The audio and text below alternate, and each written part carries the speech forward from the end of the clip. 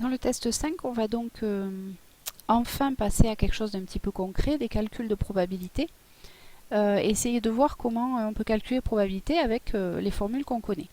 Alors, ce test, il a pour but d'illustrer un petit peu une des propriétés du théorème 4.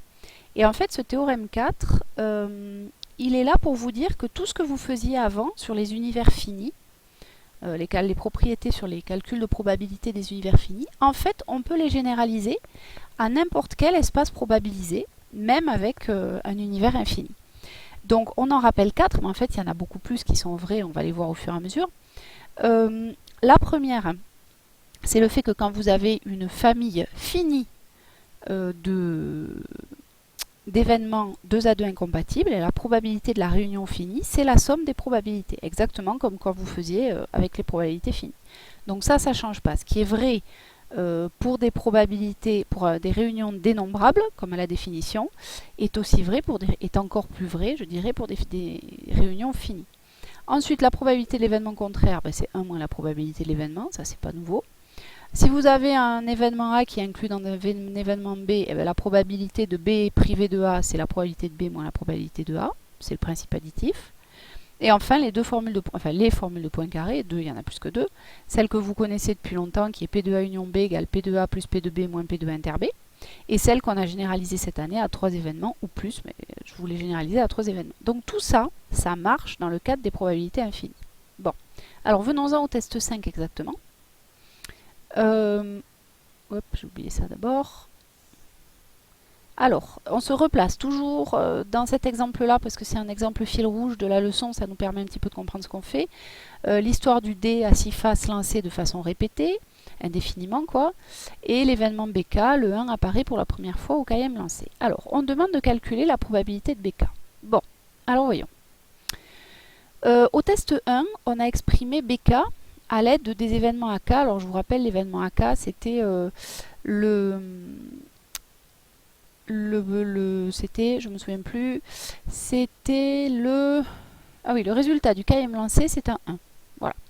Donc on a déjà vu au test 1, si vous en souvenez plus, vous le relisez, que le 1 apparaît la première fois au KM lancé, ça veut dire qu'il n'est pas apparu au premier, ni au deuxième, ni au troisième, etc., ni au K-1, et qu'il apparaît au KM. Donc on l'avait écrit comme cette intersection. Alors ça, c'est une intersection finie.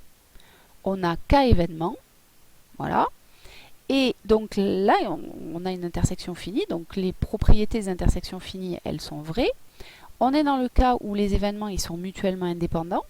Ben oui, parce que le résultat d'un lancer, qui vous donne un 1 au km lancé, il est complètement indépendant du résultat de n'importe quel autre lancer, du 10 milliardième. Un lancer n'influe pas sur ni les suivants, et aucun des précédents n'a influé sur lui. Donc ils sont mutuellement indépendants. Du coup, le principe multiplicatif qu'on avait appris avec les événements mutuellement indépendants dans les probas finis est toujours valable. Donc la probabilité de l'événement BK, c'est le produit des probabilités de ces K événements. C'est ce que j'ai écrit ici. Maintenant, si on regarde bien, la probabilité que le 1 n'apparaisse pas au premier lancer, c'est quoi? C'est la probabilité que ça soit 2, 3, 4, 5 ou 6 qui apparaissent, donc 5 sixièmes.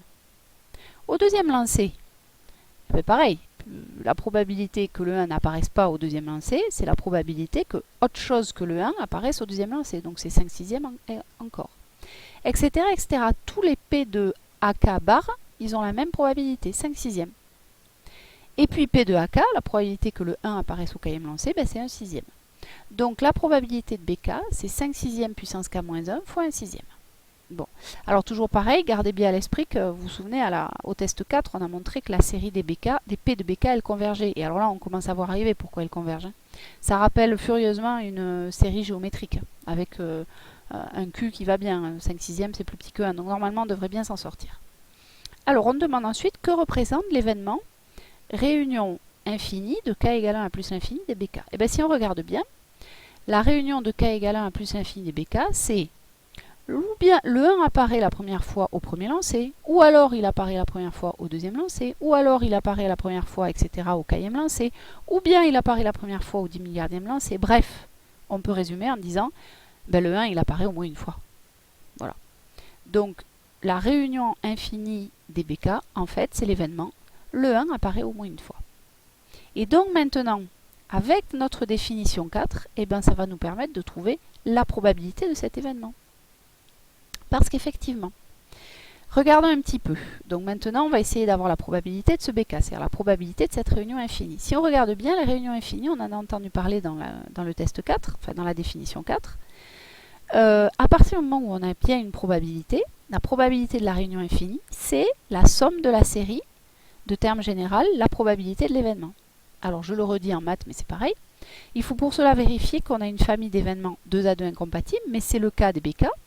On l'a déjà vu dans le test 3, ils sont 2 à 2 incompatibles. Et donc, d'après la définition d'une probabilité, la probabilité de la réunion infinie des BK, c'est la somme de la série de termes général P de BK. C'est-à-dire c'est la somme de K égale 1 plus l'infini des P de BK. Et on n'utilise que la propriété de sigma additivité, je n'avais pas donné le nom tout à l'heure, ça s'appelle la sigma additivité, d'une probabilité. Maintenant, comme je connais les BK tout à l'heure, au test 4, j'ai montré qu'elles convergeaient, sans rien savoir de cette série. Je ne connaissais pas son terme général, et j'ai pu dire qu'elles convergeaient. Et maintenant, je me rends compte qu'elles convergent, je vais même pouvoir calculer vers quoi. Donc, cette somme de série, c'est quoi? Eh bien, d'après la question juste avant, c'est la somme de K égale 1 plus l'infini, de 1 sixième fois 5 sixième puissance K moins 1. Ah, et donc c'est là qu'on va se servir de ce qu'on a fait dans le chapitre précédent, dans le chapitre 1 sur les séries. Alors, le 1 sixième, il ne dépend pas de K, donc je le passe en avant. Et ensuite, j'ai fait une erreur ici, c'est la somme de K égale 0 à K. Alors, pourquoi? Eh bien parce que, donc j'ai dit, c'est la somme de K égale 1 à plus l'infini des 5 sixièmes puissance K moins 1. Pour K égale 1, K moins 1 ça vaut 0. Pour K égale 2, ça vaut 1. Donc je vais pouvoir faire un changement d'indice si vous voulez. Ici, c'est comme si je redéfinissais K comme étant égal à K moins 1 ici. Donc c'est comme si je prenais K allant de 0 à plus l'infini aussi, parce que plus infini ou plus infini moins 1, c'est toujours plus infini, des 5 sixièmes puissance K. Et là, je reconnais ma fameuse série géométrique, avec Q égale 1 5 sixième, qui est strictement plus petit que 1. Donc j'ai une série géométrique convergente. Et d'après le théorème, le chapitre précédent, je sais que sa somme, c'est 1 sur 1 moins 5 sixième. 1 sur 1 moins Q. Alors le 1 sixième qui était devant, je n'oublie pas, je le remets là. Donc ça nous fait du 1 sixième fois 1 sur 6 sixième moins 5 cinquième, c'est 1 sixième. Et 1 sixième fois 1 sur 1 sixième, vous le dites comme vous voulez, soit vous dites je simplifie par 1 sixième ici, soit vous dites je multiplie le 1 par l'inverse, bref, ça fait 1. Voilà. Autrement dit, la probabilité de mon événement B, qui était au départ la réunion de 1 à plus infini BK, c'est-à-dire la probabilité que le 1 apparaisse au moins une fois, est égale à 1. Et en fait, on retrouve quelque chose. Alors, on retrouve quelque chose, oui et non. On est en train de dire que sur une infinité de lancers, la probabilité que le 1 apparaisse au moins une fois, elle est égale à 1. Alors que on n'est pas sûr vraiment que l'événement B, il va se produire. C'est-à-dire sur une infinité de lancers, rien n'empêche que le 1 ne sorte jamais. Ça pourrait très bien arriver. Et bien la théorie vous dit que la probabilité que ça arrive, c'est quasiment pas possible. C'est-à-dire forcément, à un moment donné, le 1 va apparaître. Et donc forcément, le complémentaire, ça utilise le théorème 4, P de B bar, qui est le contraire de le 1 apparaît au moins une fois, c'est-à-dire le 1 n'apparaît jamais, sa probabilité c'est 1 moins P de B, donc c'est 0. Hop, et là, je viens de me rendre compte que j'ai écrit un truc qui faisait qu'on n'y voyait rien. Alors je vais effacer, hop, je vais revenir à la page d'avant, je vais effacer ça, voilà, et là je me remets, voilà ici. Donc P de B bar c'est 0, c'est-à-dire que B bar, le 1 n'apparaît jamais, il a une probabilité nulle. Et donc, toujours pareil, le 1 n'apparaît jamais, intuitivement, on se doute bien qu'il y a quand même très peu de chances que ça arrive. Donc ça paraît intuitivement raisonnable que P de B bar soit égal à 0. Seulement en vrai, rien n'empêche que B bar se produise. Il pourrait arriver. Et alors du coup, on fait une distinction par rapport aux probabilités finies. Dans les probabilités finies, quand un événement a une probabilité de 1, on dit il est sûr, c'est un événement certain. Et quand il a une probabilité égale à 0, on dit il est impossible. Et bien dans les probabilités infinies, on ne peut pas le dire. Et donc ce qu'on va dire, c'est que P de B égale 1, donc c'est un événement presque sûr, ou vrai presque sûrement. Parce qu'il y a quand même une petite chance que ben, mon 1 qui apparaît au moins une fois, ça n'arrive jamais, quoi.